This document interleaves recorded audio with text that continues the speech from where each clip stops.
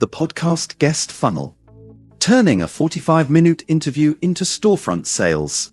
A single podcast appearance can outsell a week of posts, if you know exactly what to say and where to send listeners. Most creators treat a podcast invite like a nice ego boost. Show up, tell a few stories, thank the host, move on. That's leaving money on the table. A podcast audience is one of the highest intent audiences you'll ever get in front of. Someone chose to spend 45 minutes with your voice, uninterrupted, no scrolling away. That's more attention than 100 posts combined. But almost none of that attention converts into sales, because most guests fumble the one moment that matters. The host asking, "Where can people find you?" and send listeners to a vague, unmemorable answer instead of a clear next step. This is the fix. A repeatable script for that moment, and a tracking setup so you know which shows are actually worth your time. Why podcast guesting converts better than almost anything else. Compare the attention spans. A scrolling feed viewer gives you 1 to 2 seconds before deciding to keep moving. A podcast listener gives you 45 minutes, often while commuting, working out, or doing chores, a state of relaxed, undistracted focus that's nearly impossible to buy with ads. By the time the host wraps up, a chunk of that audience has decided they like you, trust your expertise, and want to know more. That's a warmer lead than almost any cold traffic click you'll pay for. The problem isn't the audience quality.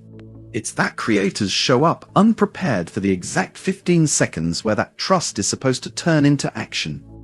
The script. What to actually say when the host asks. The single biggest guest mistake is answering that question with a list. You can find me on Instagram, TikTok, my website, and I have a newsletter too.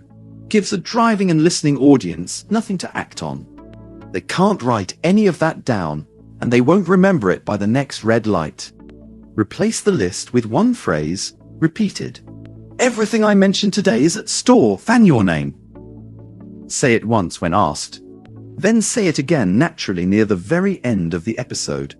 Because listeners who tuned out mid-interview often tune back in for the sign-off. Say the URL slowly and spell out anything unusual. Store.fan/ is easier to catch by ear than a squished custom domain. Pair it with a concrete promise, not a vague one. There's a free checklist from what we talked about. Beats, check out my stuff. Repeat it twice minimum. Once mid-episode when asked, once again at the very close. Never say, just Google me. You're handing your funnel to a search results page full of distractions. The memory test. If a listener can't recall your link 30 seconds after the episode ends without rewinding, it's too complicated. One link, one clear promise, said twice. That's the whole script.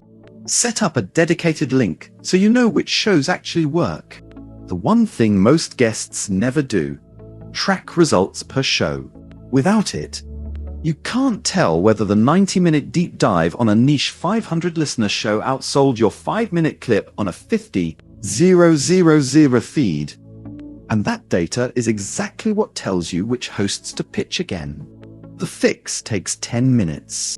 Because every fan storefront lives at one clean URL, you can create show-specific variants of the same link. Think store, fan your name, podcast name, or a discount code unique to that appearance. And hand each host their own version to mention or drop in the show notes. Before the recording, decide what you'll pitch. A free lead magnet for cold audiences, a low-priced product for warmer or niche shows. Create a unique discount code per show inside your dashboard, e.g., podcast name 1. So purchases tag themselves automatically. Ask the host to include your store, fan link and code in the show notes. Most hosts do this happily since it's free value for their listeners. Say the link and the offer out loud during the episode, not just in notes text nobody reads until later. Check your customer list weekly and tag which code drove which sale, then compare shows side by side.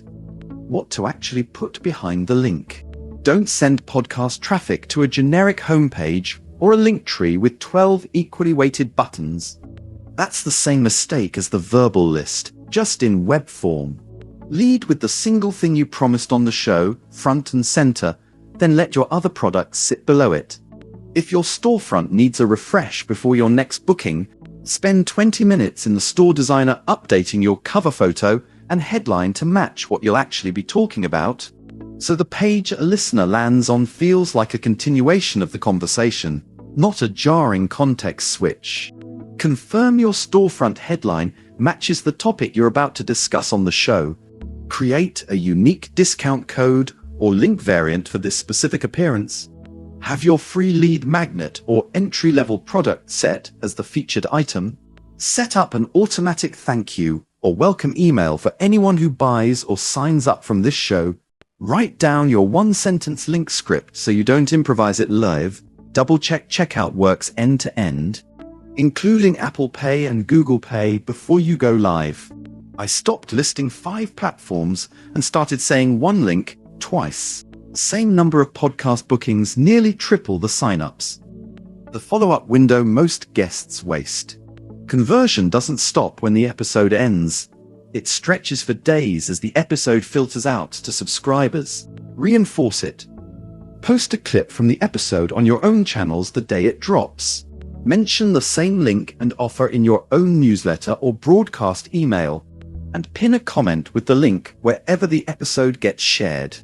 If you already have an email list, a short campaign timed to the release date can double the window during which people convert, instead of relying on a single mention that airs once and is gone.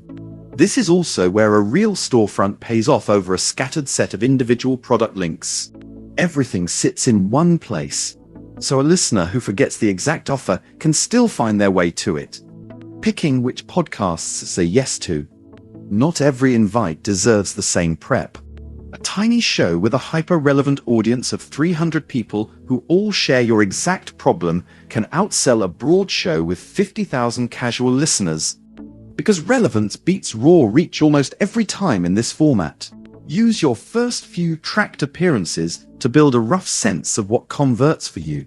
Audience size, topic match, and whether the host actually promotes the episode afterward all matter more than follower count. Once you've got a few data points, you can prioritize outreach toward the shows that look like your best converters instead of guessing. Podcast guesting rewards preparation more than charisma. The hosts who invite you back are the ones whose audiences you actually converted, and the audiences you convert are the ones you gave a single, memorable, trackable next step. Tighten the script, set up the link before you hit record, and treat every booking as a real channel worth measuring, not a one-off favor. If you haven't already, open your store, fan, and get your storefront ready before your next invite lands in your inbox. Compare plans to see which fits your stage, and browse more guides for the rest of the growth playbook. If anything trips you up while setting up tracking or discount codes, contact support. It's a 5-minute fix, not a reason to skip the setup. Key takeaways. Podcast listeners are a captive, high-trust audience. Treat every booking as a funnel, not a favor. Your answer to "where can people find you" needs to be one memorable phrase, said twice, not a list of 5 platforms.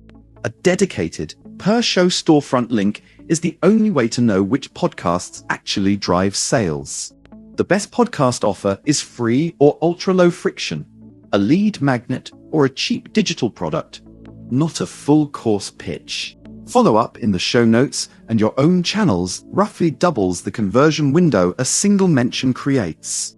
Start your creator store, free, at store.fan.